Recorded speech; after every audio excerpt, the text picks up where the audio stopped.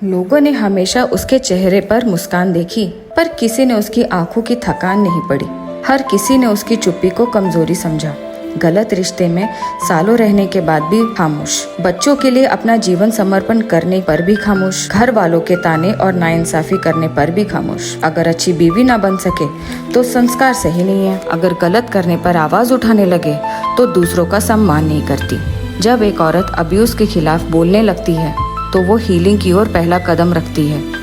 वो खुद को फिर से पाना शुरू करती है, एक मजबूत, जागरूक और निर्भीक औरत के रूप में। सहन शक्ति समाप्त होने के बाद, दर्द देने वालों को ना बोलने के बाद, वो उनकी नकाब धीरे धीरे उतारने लगती है। घर, समाज और दुनिया की नज़र में गलत ठहराई जाएगी, ये वो जानती है, पर अपनी नज़रों में वह हाई वैल्यूज और सेल्फ रिस्पेक्ट की प्रतीक बनने की शुरुआत करने लगती है।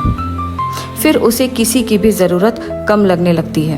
अपने आप को प्रूव करने से ज्यादा जो कर पा रही है उसी में सेटिस्फाइड रहने लगती है। जो कुछ भी उसने नहीं किया वो उसे करना शुरू कर देती है और सबसे पहले सोचती है अपने बारे में। ये अवेयरनेस उसे कई सालों बाद, अपना सब कुछ सैक्रिफाइस करने के बाद आता है। फिर वह कोई साधारण औरत नहीं रहती। वह जान लेती है कि रिश्ते निभा कर भी अगर कुछ ना मिला तो अब और नहीं, उसे टूट कर भी फिर उठ खड़े होना अच्छे से आता है। एक बार उसने अकेले रहना सीख लिया, फिर वही अकेलापन उसकी ताकत बन जाता है। उसे अपनी सच्चाई चिल्ला चिल्ला कर दुनिया वालों को बताने की कोई जरूरत नहीं है, क्योंकि वो अब जान गई है गलत रिश्ता उसकी जिंदगी की कहानी का अंत नहीं, बल्कि केवल एक अध्याय था, और इस अध्याय ने उसे उसकी नई पहचान से मिला दिया।